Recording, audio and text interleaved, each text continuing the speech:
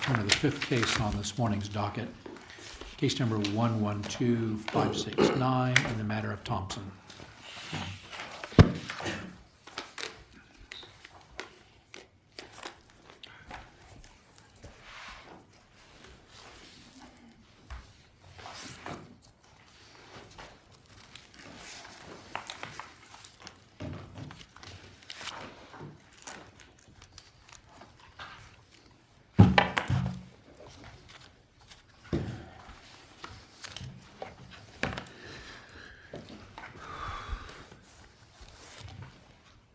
May it please the court, Kate Baird, Deputy Disciplinary Administrator, appears on behalf of the Disciplinary Administrator.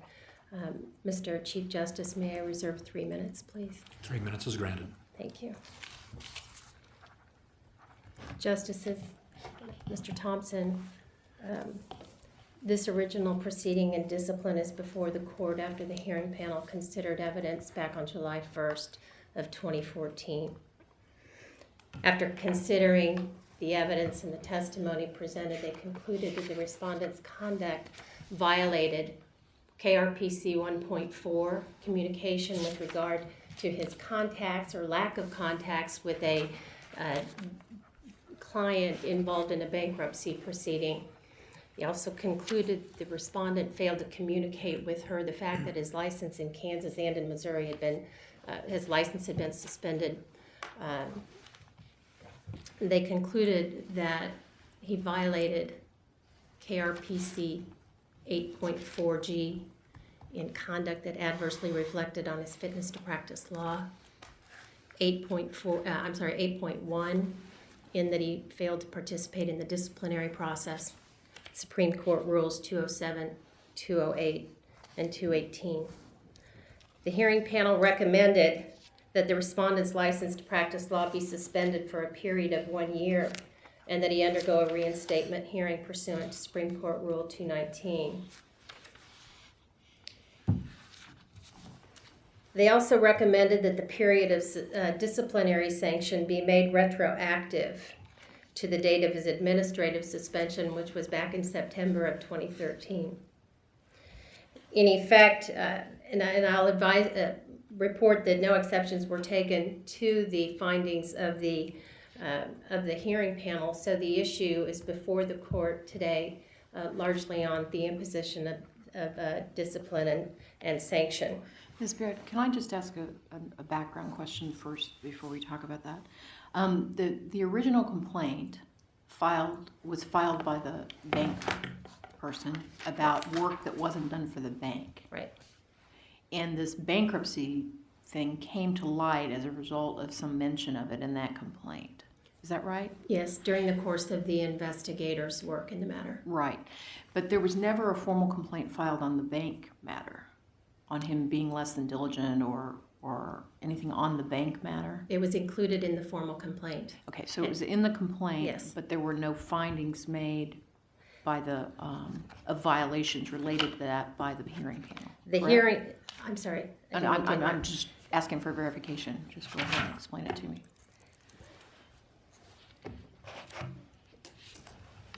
The hearing panel Is and that the footnote chair. 1, possibly? Is that Pardon? footnote 1 on page 6? They refer to it in footnote 1, although they advised us at the hearing after a lunch break that they had considered the testimony regarding the bank and had concluded that the testimony at that point did not establish by clear and convincing evidence that there were violations Okay. with regard to that. To the banking matter? Yes, to the Okay. banking matter. Okay, So that's kind of what I read between the lines, but I wasn't absolutely sure. I just wanted to make sure. And as I recall, they afforded the respondent and our opportunity to at least address those, but they said, you know, you really don't have to get into that because we've concluded that the evidence doesn't support those allegations. All right, thank you. And actually where I thought you might be going is the fact that how did this Lisa Christopher get pulled into this matter at all? It did result from the investigators looking into issues with regard to it came from the banking matter. She talked with individuals there. And the respondent, of course, didn't participate in the disciplinary process. he certainly had opportunity to address the concerns that were being raised with regard to the bankruptcy client, but did not until we received his formal answer, and then he appeared at the hearing. What are you asking us to do in terms of imposing discipline, counsel? Well, this morning I'm renewing my recommendation that he be suspended for a period of 1 year. And I do hope the court directs that he go through a 219 hearing. The panel recommended the suspension be made retroactive. And I'll advise the court that had that been addressed at the hearing, I would have opposed it at the hearing. I'm going to ask the court to allow me to defer until the rebuttal to hear what the respondent has to say before I comment on whether or not I think the court should consider that. The retroactivity? Yes. At some point today, I would like for you to address the practical consequences of that. For example, if we were to say, yes, we're going to adopt the panel's recommendation, it's my understanding, and you can correct me if I'm wrong, that the instant that our opinion saying that would be filed, the respondent would be eligible then to apply for the 219 hearing. Is that correct? The very day. Okay. And based on your experience, how much time would elapse between the time he made his application till the hearing actually was conducted? I would suspect an investigation would follow, and I would hope that a reinstatement hearing could be held within 3 months after investigation's completed. But it is hard to say depending upon where that investigation leads, how much information is provided by the respondent with his petition for reinstatement. If the petition is presented in a way where it can be reviewed and a lot of the information that we need to really assess it is in the petition, then it certainly could be shorter. So it really does depend in part on how much information comes with the petition and how much further information needs to be gathered. So if he were to say, here's an affidavit from my former client, LC, she acknowledges receipt of the $700 in attorney's fees that the panel said I should pay. Here's my report from the CLE Commission saying I have completed all my CLE requirements. Here's a report from the clerk of the court saying I've paid my registration requirements. I believe I've done everything you ask. You think in that instance that it would be a short hearing and there would not need to be much investigation ahead of that hearing? Or is there something else that you're talking about that I'm missing? Well, I would be asking and had intended to ask the court today, in addition to what the hearing panel included in their recommendations in terms of what would have to be established. I still believe that the respondent has to demonstrate all of those factors related to his fitness to practice law before his license would be reinstated. So I do think there are issues that have to be explored as we consider whether or not this respondent is prepared to continue practicing law. And I will advise admit the respondent, and the hearing panel referred to this at the hearing. He commented, this is a pretty severe sanction under these circumstances. It's a relatively young lawyer, no prior reportable discipline, and I'm recommending a year suspension. And I thought about that, and I thought about what prompted me, in light of the standards, to recommend 1 year. And there was nothing presented at the hearing by the respondent to demonstrate that future clients wouldn't be facing the same thing that Lisa Christopher faced. Nothing presented. I believe the evidence demonstrated, given the personal challenges that he described at the hearing as contributing to this conduct, that it was going to take at least a year for him to regroup, recover, and begin to provide services to other persons who needed help. in an effective advocacy role. And in your view and your experience, what would you require him to show to demonstrate that he is now fit to practice law? I would expect that he demonstrate that the issues that contributed to his conduct, the personal issues, had resolved, or at least were on a path of being resolved. And I'll point out one instance that I found particularly compelling. Mr. Thompson testified that he did not go to a bankruptcy hearing with his client because he had taken another non-law related job in August, within months of filing this bankruptcy petition. He took a full-time position in a non-law related job at Goodyear. And he said he could not attend this hearing with her because he couldn't risk losing that job because of the personal situation that he was in. He said he had his own court appearances and he couldn't risk losing the job. I completely understand the personal decision that he made. He testified at the hearing. He had substantial student loan obligations. He had substantial credit card debt. At the end of the month, he had $45 left over. He took, I understand, his personal decision to move out of the profession, not just let his license lapse, but literally move out of the profession in August of 2013. But his client deserved to know that. His client hired him in a law office. And she deserved to know, I'm suggesting under our rules, she deserved to know that he had a full-time job somewhere else. And that full-time job prevented him from being her advocate.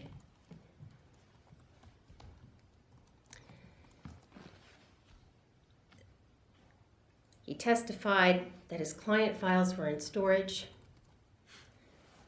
He did not bring the client file with him to the hearing. There was no evidence presented that demonstrated that he understood that these personal decisions that he was failing to be an advocate for his client, and that his professional obligations somewhere had to fit. He testified that he couldn't refund her retainer because he considered that a flat fee earned upon receipt. And one of the panel members made inquiry regarding his understanding of trust accounts and the use of trust accounts. I would ask at a 2-9 hearing that he demonstrate an appreciation for his obligations to have a professional management of it, of how he's going to communicate with clients, how he's going to document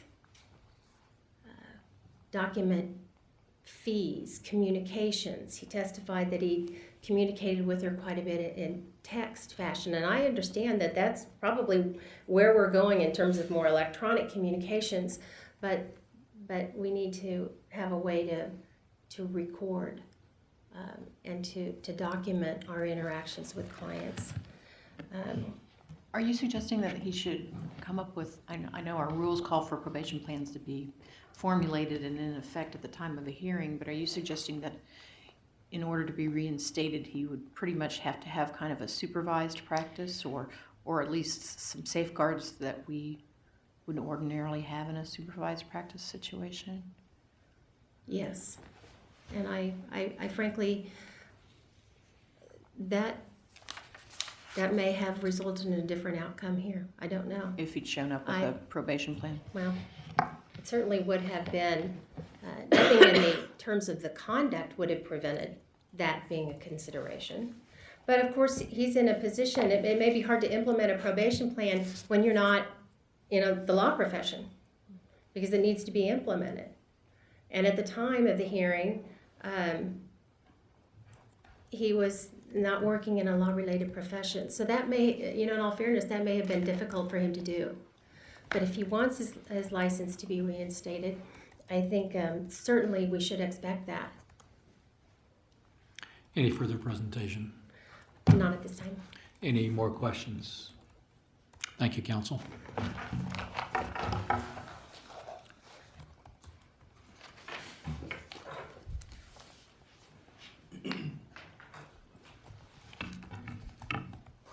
May it please the court, Lucas L. Thompson, appearing pro se. Before I get started, the first thing that I do want to say is that despite the appearance of apathy, despite the findings of bad faith in participating in the investigation, I have, continue to have, and always have had a profound respect for this court, for the Office of the Disciplinary Administrator, and for the practice of law.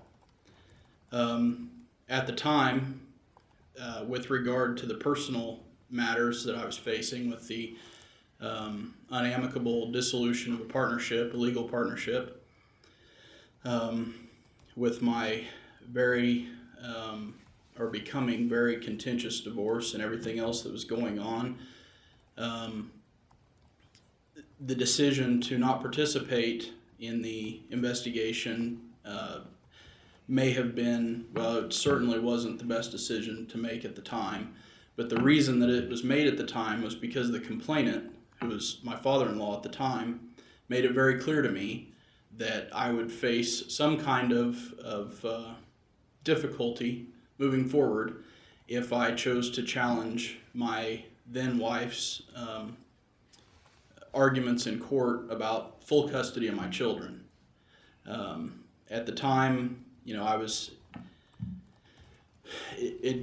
I didn't feel like it was an insurmountable amount of pressure that he put on me, and it was certainly not a situation that I couldn't overcome.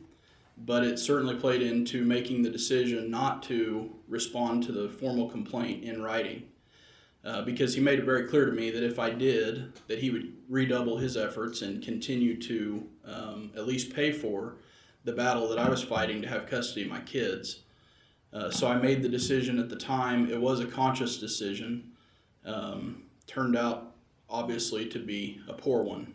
Now, subsequently to that decision, all other efforts by the Office of the Disciplinary Administrator to contact me regarding any clients, regarding Ms. Christopher, and regarding the investigation, the efforts made by telephone, email, etc., I've responded to. And I made every effort to stay in good communication with the office so that we could handle the matter and dispose of it as simply as possible.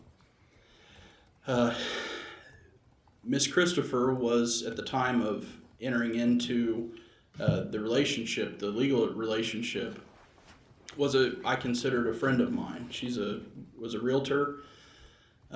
She worked for an office that had a lead realtor who ultimately was appointed by the court in my divorce to handle the sale of my house.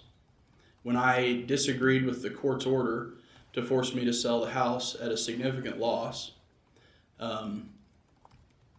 a week later, before the hearing of the court, I got a phone call from Ms. Christopher's boss and my father-in-law saying I would agree to the sale of the house as it was stated to me by the court, or other matters would follow, I guess, for lack of any more professional way of saying it.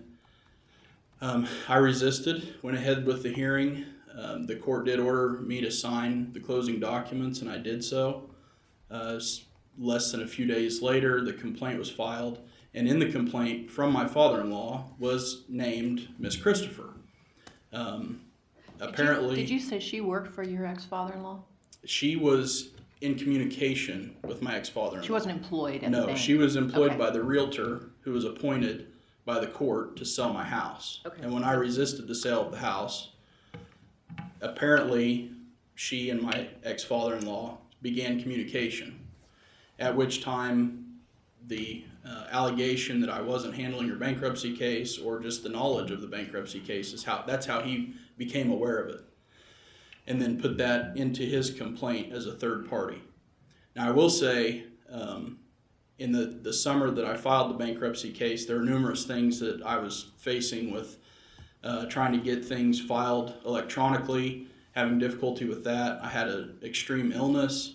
Ultimately, the initial petition for bankruptcy was dismissed. However, I applied for the case to be reinstated, and it was promptly reinstated. The ultimate disposition of that case was that Ms. Christopher was awarded her discharge from the Chapter 7 bankruptcy. Now, that being said, I do understand that it cost her, because I wasn't able to continue with the representation when my license was administratively suspended. She had to then obtain other counsel to complete the process. The creditor hearing that the disciplinary administrator referred to, I did have substitute counsel who was approved by my client, substitute counsel who was fully capable, licensed in Kansas in federal court, to be there with her at the creditor hearing. And there was no, as far as I've ever become aware, any negative outcome from that creditor hearing for having substitute counsel. However, it's not lost on me that it wasn't the most professional move that I ever made as a practicing attorney. Between the child support and other things that were happening, I was making decisions to do jobs as I could, try to get employment as I could. I was applying and interviewing for other jobs and trying to make ends meet the best that I could. And some of the decisions certainly weren't made in the best way that they could have been. However, I will say that that period of my life, both professionally and personally, is well behind me. It's what I would ask the court to do, and the reason that I didn't file exceptions to the final report from the panel is that most of the factual allegations were correct, correct enough for your purposes to hand out the discipline. But I also understand why I believe that they made the decision that they made in recommending the punishment and attempting to make that punishment retroactive to the administrative suspension date. There was probably an opportunity, had I responded in writing to the complaint, the complaint could have been dismissed. The investigation could have led to some kind of admonishment. It's hard to say. Certainly, potentially a supervised probation moving forward, etc. And I weighed those options when I chose not to respond in writing against the constant threats from my father-in-law to make it very difficult for me to see my children. And I was already seeing that, and it was a very difficult place for me to be in. That being said, what I would propose to this honorable court in meeting out the discipline, either accepting the hearing panel's recommendation and making the suspension retroactive, which has the practical effect, as the Chief Justice pointed out, of allowing me to resume practice of law in the state of Kansas or have my license reinstated upon a showing of each of the factors that the panel listed in here, and potentially a hearing. In the alternative, I could suggest, and I believe that the court has the ultimate discretion to do this, a 6-month supervised probation discipline, wherein the court would decide that a year suspension is not appropriate, that I would then meet all of the requirements or the list of factors from the panel regarding my CLEs, which I believe 3, maybe 4 credits away from being up to date on my CLE credits. As I get the opportunity and the funding to make these things happen, I'm making it happen. Have you done anything about restitution? I've had the ability for the last several weeks to be able to pay the $700 to Miss Christopher.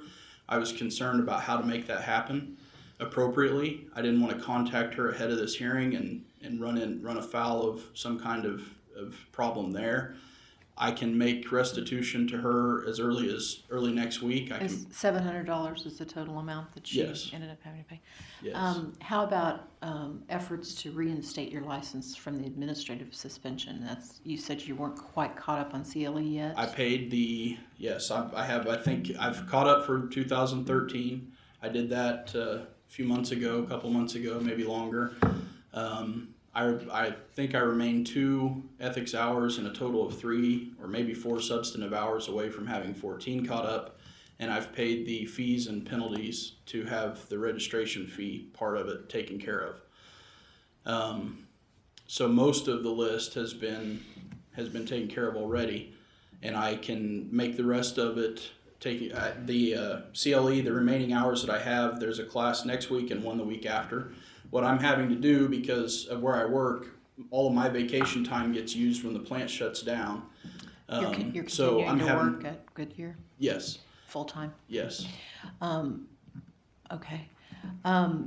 You said possibly we should consider some sort of a supervised situation. Do you have anyone lined up who would be willing to supervise you? In lieu of the 1 year suspension, potentially a 6 month or longer supervised probation, because I didn't know that was necessarily an option or a consideration by the office or by the court. I haven't lined one up. I could potentially, I have a few names that I think would at least consider it and potentially be interested in helping me with that. I don't anticipate that I wouldn't be able to find someone, but I don't have anyone lined up right now. Help me understand what reentry looks like. What areas of law would you practice? How would you practice? That sort of thing. Just as you envision it. Yeah, initially, the area of practice that I have had the most personal and professional enjoyment and success in has been family law areas. I've had numerous clients contact me, former clients, potential clients over the past year and a half, not so much in the last 6 months, but I've had to let them know that I couldn't represent them. But my anticipation would be that I would begin probably in that line of practice and then continue. That's sort of where my practice ended up as it was shut down and as I had to start moving clients to other attorneys. And I feel like it's my highest area of competence. And any reentry would probably begin with some of those cases, maybe some mediations, something along those lines. And then, what I would probably have to do is,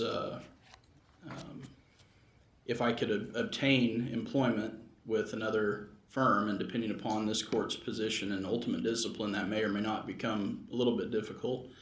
But if I could, then I would reenter the practice of law from my current occupation and, begin immediately. If not, then again, I do have to continue to make ends meet the best that I can, so I would have to find some alternative methods, and I would obtain information from anybody that had I can't be the first person to be in this situation, so I would certainly attempt to find people who could give me some advice on how to make that happen and be effective. What is your position at Goodyear today? What do you do for them? I'm a salaried associate in production control, and I pretty much plan our ticket for our radial truck business center. So mid-level management, really. There is a lot of room for advancement, and I won't sit here and tell the court that I haven't considered making that my career permanently, and that may well be where I go. However, I don't want to have a permanently inactive or suspended law license either, simply because I've chosen to change my occupation. So whatever path that I need to take to at least have an active law license, I plan to take. And the disciplinary administrator mentioned in her remarks that if we were to consider letting you back in to practice law, in addition to your resolving the issues that the panel laid out, she wanted you to do some other things. And I just put some of those under the general category of remind you that you're a professional and you need to do certain things with your clients, knowing where your files are, that sort of thing. So my question with that background is this: your request of us to give you a 6-month supervised probation, that is your attempt to address those specific concerns that she just raised this morning. Is that right? Absolutely. If that were to become the ultimate decision of the court, then I think that would allow them more of an opportunity to address their concerns, whatever those might be. My benefit from that obviously would to be to not have a 1-year suspension as part of the public record and on my record, which I would greatly appreciate. I know that I don't have completely clean hands in front of the court here, but I also know that I practiced for several years with the utmost diligence, respect for the profession, and I'll continue to have that, regardless of any decisions moving forward with this particular case. So, you know, my anticipation is that the next time that I'm before this court, it won't be in any kind of disciplinary proceeding. Very well, thank you. Thank you. Any further presentation? Do you have any more questions of counsel? Thank you. Thank you. You reserve 3 minutes.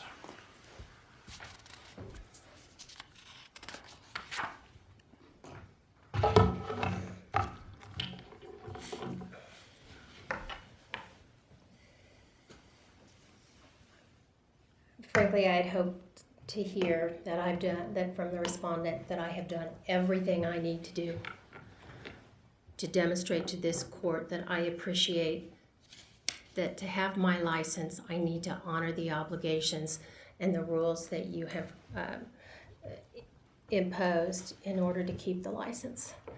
I've gotten all my CLE done. I, in retrospect, appreciate how I failed Lisa Christopher, how I failed to provide advocacy for her. There, of course, is no probation plan before the court to be considered. I understood perhaps the request to be that this court in its order would immediately place him on a 6-month probation, and the rules require there be a plan presented not only to our office, to the hearing panel, but to the court in order to take that route, and it needed to have been developed and established, and certainly that is not before the court.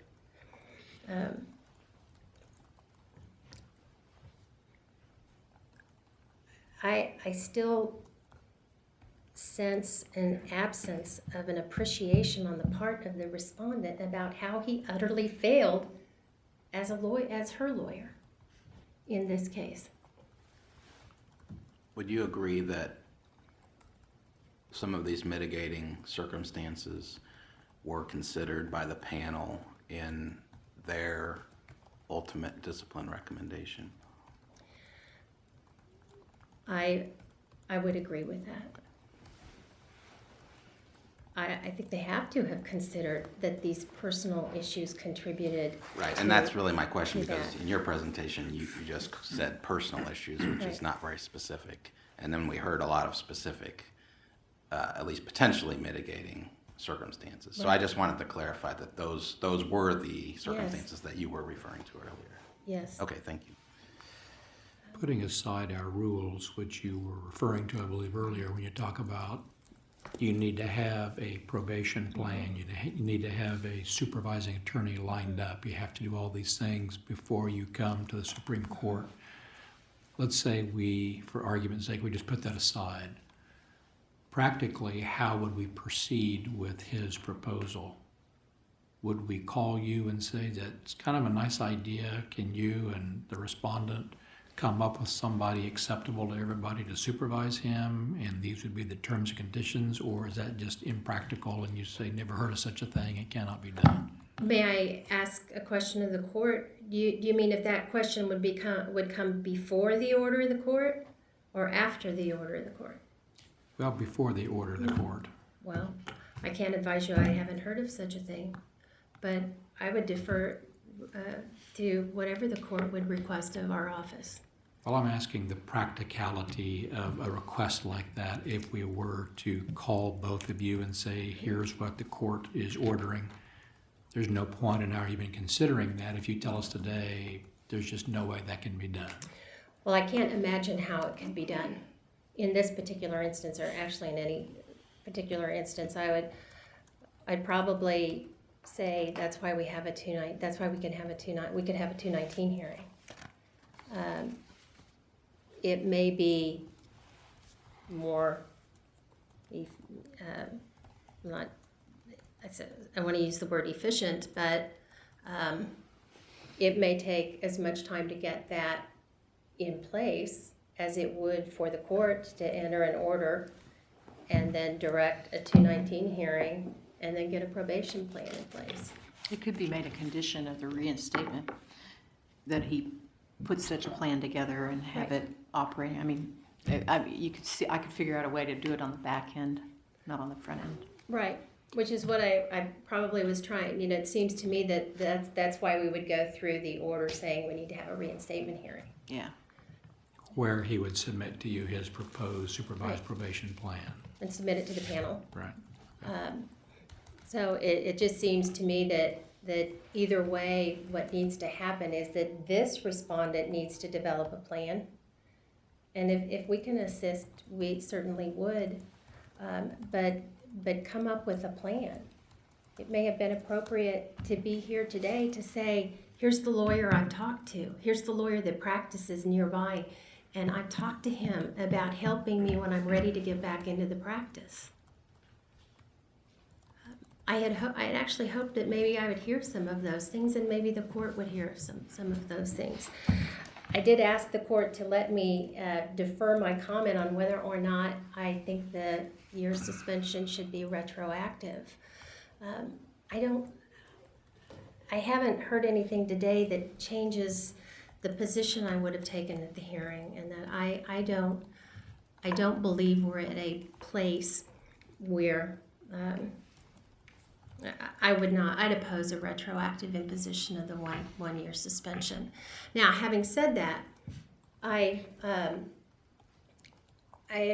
told the court earlier that it was my impression at the time of the hearing that he needed at least a year to regroup, to get all of these personal issues together. And now here we are 6 or 7 months later. So I advised the court that I recommended a 1 year suspension. It may be appropriate that the court, you may conclude that maybe we don't need a year now, particularly with a reinstatement hearing. Maybe a shorter period of time with a reinstatement hearing can accomplish both. But I certainly, I would oppose the idea of making the sanction for this misconduct retroactive. Very good. Any further presentation? Nothing unless there are questions of the court. Any more questions? Thank you, counsel. Thank you. Thank you both for your arguments this morning. The court will take this matter under advisement. That concludes